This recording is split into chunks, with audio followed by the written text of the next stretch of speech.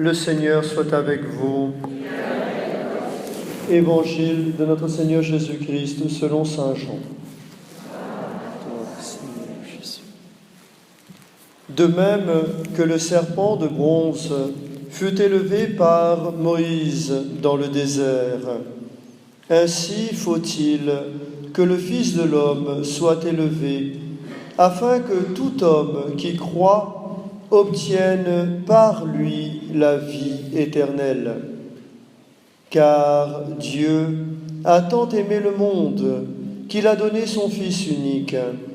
Ainsi, tout homme qui croit en lui ne périra pas, mais il obtiendra la vie éternelle.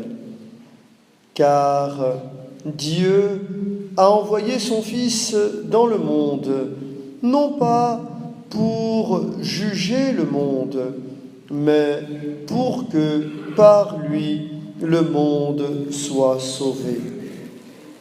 Celui qui croit en lui échappe au jugement. Celui qui ne veut pas croire est déjà jugé, parce qu'il n'a pas cru au nom du Fils unique de Dieu. Et le jugement, le voici. Quand la lumière est venue dans le monde, les hommes ont préféré les ténèbres à la lumière, parce que leurs œuvres étaient mauvaises. En effet, tout homme qui fait le mal déteste la lumière. Il ne vient pas à la lumière, de peur que ses œuvres ne lui soient reprochées. Mais celui qui agit selon la vérité vient à la lumière, afin que ses œuvres soient connues, reconnues comme les œuvres de Dieu. Acclamons la parole de Dieu.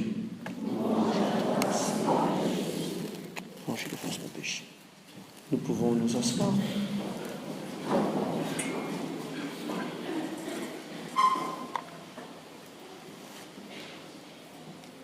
J'invite les personnes qui arrivent dans l'église maintenant à venir s'asseoir dans les premiers bancs. Il y a des places pour vous si vous le souhaitez.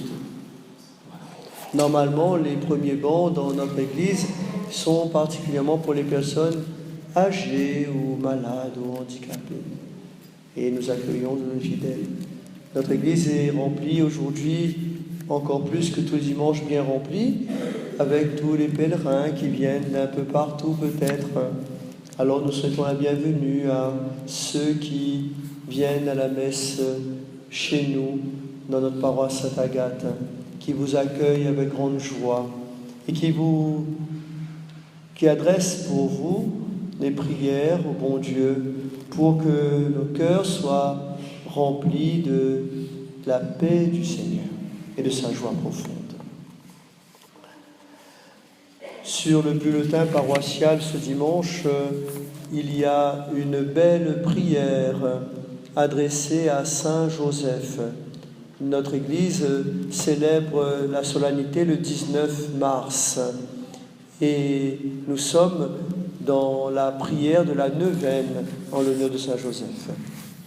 En pages intérieures, nous retrouvons les annonces paroissiales pour le carême et puis pour les confessions qui préparent nos cœurs à Pâques, les horaires aussi de la Semaine Sainte. Nous voyons que pendant le carême, dans notre Église, il n'y a pas de fleurs. Et déjà, je remercie les bienfaiteurs, les généreux donateurs pour l'offrande que vous adresserez pour le fleurissement, l'embellissement de Pâques. Cela me permet aussi de lancer un appel aux paroissiens, à ceux qui aiment la paroisse, aux bienfaiteurs, à tous les cœurs qui veulent mettre en application par les actes, pendant ce temps de vacances scolaires, je dis bonnes vacances aux élèves, aux scolaires qui sont en vacances d'ailleurs, pendant ces jours qui arrivent, qui peuvent nous préparer à Pâques, bien peut-être que c'est bien pour nous de prendre le temps de rechercher une certaine mise en œuvre d'embellissement pour notre Église. Alors, pour nous qui venons habituellement, nous ne voyons peut-être pas, mais il y a plusieurs talents, plusieurs capacités, plusieurs moyens qui peuvent être mis en œuvre pour améliorer notre bien-être dans l'Église, dans notre Église Sainte-Agathe. Les annonces des intentions de messe pour ce dimanche. En l'honneur de Sainte Agathe, demandé par Camille. En remerciement à Saint Christophe, demandé par Véronique. Nous prions pour les défunts, pour les âmes du purgatoire, demandé par Paul Dijoux. Pour Nicole Gossard, demandé par Marie-André Hameau. Pour les époux André Geneviève Ginet, demandé par Nadine. Pour Claude Payette, demandé par Arlette. Pour les défunts, demandé par Betty. Pour Henri, Jean et Rudel, demandé par Agathe. Pour Nicolas Maillot, demandé par son papa. Nous prions pour le repos de l'âme de Jackie Payette. Aujourd'hui, nous célébrons la messe du 40e jour. Jackie, figure emblématique de notre village, de notre commune, qui tenait un point d'arrêt, un point chaud, un point de rafraîchissement aussi, près de l'espace culturel, en face de l'arrêt de bus, ou à côté de l'arrêt de bus, nous a quittés il y a maintenant 40 jours. Prions pour lui et puis nous prions pour les membres de la famille qui retrouvent le chemin de l'Église. Nous prions aussi pour les vivants, pour tous ceux qui souffrent. Alors, sur le papier, c'est écrit « les souffrants de l'humanité ». Alors, demandé par Louise. Alors, prions pour les souffrants de l'humanité. Et aujourd'hui, c'est l'anniversaire de Grégory. Alors, je ne sais pas c'est qui, mais nous prions pour Grégory. C'est demandé par ses parents. En parlant des souffrants de l'humanité, nous avons entendu parler des catastrophes, des cataclysmes, des drames qu'il y a pu y avoir dans le monde, en Argentine par exemple, avec les Français. Alors nous prions pour les familles endeuillées. Et nous prions aussi, plus près de chez nous, vous avez peut-être connu la nouvelle, un jeune de 16 ans à Saint-Benoît a perdu la vie au passage de la rivière des Marsouins. Alors, cela nous permet d'entrer dans cette dimension interethnique et interculturelle de la Réunion et d'élargir notre prière aux dimensions du cœur du bon Dieu, qui rassemble tous ceux qui choisissent de l'aimer. Au nom du Père et du Fils et du Saint-Esprit, que la croix ne vous effraie pas, dit le Seigneur Jésus, et ne vous fasse pas douter des paroles que je vous dis. Le serpent élevé par Moïse dans le désert était efficace par la puissance de celui qui ordonnait de l'élever. C'est ainsi que le Seigneur se charge du sort des hommes et souffre les douleurs de la croix. Mais grâce à la puissance qu'il habite, il a rendu ceux qui croient en lui dignes de la vie éternelle. Au temps de Moïse, le serpent d'airain, serpent de bronze, sans posséder la vie, grâce à la puissance d'un autre, délivrait de la mort ceux qui allaient périr sous la morsure venimeuse, pourvu qu'ils tournent leur regard vers lui. Jésus, de la même manière, malgré son apparence mortelle et ses souffrances, donne pourtant la vie à ceux qui croient en lui, grâce à la puissance de vie qui l'habite. Jésus continue. Dieu a tant aimé le monde qu'il lui a donné son Fils unique, afin que tous ceux qui croient en lui ne périssent pas, mais qu'ils aient la vie éternelle. C'est là encore un signe de l'amour de Dieu. Comment a-t-il pu dire « Dieu a donné son Fils unique » ? Oui, chers frères et sœurs bien-aimés, il est évident que la divinité ne peut pas souffrir. Cependant, grâce à leur union, dans la foi et la théologie, nous appelons l'union hypostatique, l'humanité et la divinité de Jésus ne forment qu'un. C'est pourquoi, bien que seul l'homme, dans sa chair, dans son corps, peuvent souffrir, tout ce qui touche son humanité à notre Seigneur Jésus-Christ est attribué aussi à sa divinité. Jésus ne fait pas semblant. Il est homme, il est Dieu. Et quand l'homme en Jésus souffre, dans l'unité de son être, dans l'intégrité de sa nature d'homme, il souffre aussi dans l'intégrité de sa nature de Fils de Dieu. Saint Paul, pour montrer cette grandeur de la passion, nous dit « S'il l'avait connu, il n'aurait jamais crucifié le Seigneur de gloire. » Il veut révéler, en donnant ce titre à notre Seigneur Jésus-Christ, la grandeur de la passion. De la même manière, notre Seigneur, pour montrer la richesse de son amour, par les souffrances qu'il a supportées, déclare très justement « Dieu a donné son Fils unique ». Chers frères et sœurs bien-aimés, au cours de l'histoire du salut que nous rappelons pendant tout le temps du carême, au fil des dimanches, nous arrivons aujourd'hui à une étape très importante du peuple d'Israël. Que nous n'en soyons pas étonnés, que nous n'en soyons pas choqués. L'esclavage, la déportation à Babylone et le retour avec la reconstruction de Jérusalem et du temple, c'est voulu par le bon Dieu. Dieu nous blesse et pense la blessure. Après le châtiment contre l'infidélité et l'idolâtrie, le bon Dieu pardonne, il sauve.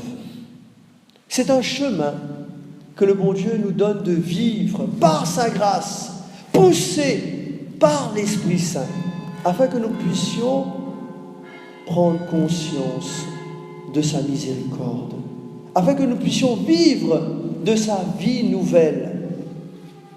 Il nous a donné la vie par notre nature humaine, et il nous donne la vie de manière nouvelle par la grâce du baptême. Alors comme Jérusalem, eh bien approchons-nous de Jérusalem, comme le peuple hébreu, comme le peuple de l'Exode, comme le peuple de la terre promise. Accueillons notre Seigneur Jésus-Christ qui va être mis sur la croix. Et avec lui, déposons sur sa croix nos souffrances, nos épreuves, nos péchés, nos faiblesses. Déposons ce qui nous empêche d'aimer comme le bon Dieu veut. Aujourd'hui, nous pouvons nous rendre compte que nos vies et nos œuvres se conforment à la volonté de Dieu uniquement par la grâce de Dieu et par la foi. Chers frères et sœurs bien-aimés, pendant ce carême, et je remercie notre mère qui nous permet de vivre cela, pendant le temps du carême, nous pouvons suivre à l'espace culturel quelques œuvres cinématographiques. Un point commun, c'est l'amour de Dieu, la souffrance du martyr pour la foi. Ce ne sont pas des films de divertissement. Ils veulent nous enseigner à leur manière la foi des hommes, des femmes, de notre Seigneur Jésus-Christ, qui souffre pour que nous puissions vivre de la vie de Dieu. Cet après-midi, Christéros. Hier, l'apôtre. Et puis, la fin de semaine prochaine, nous reprenons la même programmation d'une manière ordonnée différemment. L'apôtre, Christéros, la passion. Que nous puissions nous laisser gagner par cet engouement des chrétiens. Je me rappelle quelques images. Un nouveau converti qui a hâte dans la nuit, qui a hâte de se mettre à l'écoute de la parole de Dieu. Et nous, chrétiens, d'hier, d'avant-hier, nous, chrétiens, de toujours, quel est notre engouement de nous mettre à l'écoute de la parole de Dieu?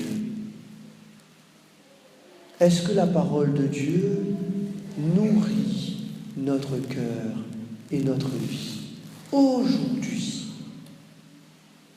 Le temps du carême est propice à cette démarche de contrition, de conversion, de foi. Le temps du carême veut éveiller nos cœurs à l'amour de Dieu vrai. Pas seulement des apparences, pas seulement pour faire comme les autres, pas seulement pour faire comme les autres, mais parce que c'est dans notre cœur qu'il s'enracine, parce que c'est cela qui nous fait vibrer, c'est cela qui nous fait exister, c'est cela qui nous fait respirer profondément la vie de Dieu dans sa souffrance, dans sa croix, dans sa passion, pour nous permettre de goûter la joie de la résurrection. Chers frères et sœurs bien-aimés, aujourd'hui, je porte la couleur liturgique du rose. C'est l'Église, c'est la liturgie. Ne faisons pas d'amalgame. À l'Église, la couleur liturgique veut symboliser la joie. Malheureusement, beaucoup pourraient confondre, pourraient croire n'importe quoi. Heureusement que dimanche prochain, c'est bleu. Bleu de la Sainte Vierge, bleu de notre ciel bleu d'aujourd'hui, qui nous dit la paix, la joie, le bonheur d'ici. Bleu de la royauté de Jésus, vivre le Christ roi. Eh bien, chers frères et sœurs bien-aimés, demandons au Seigneur de guider notre cœur pour faire ce qui est bien, de ne pas choisir des chemins qui nous conduisent vers le mal, vers la fin de la foi chrétienne qui s'éteint à petit feu de plus en plus.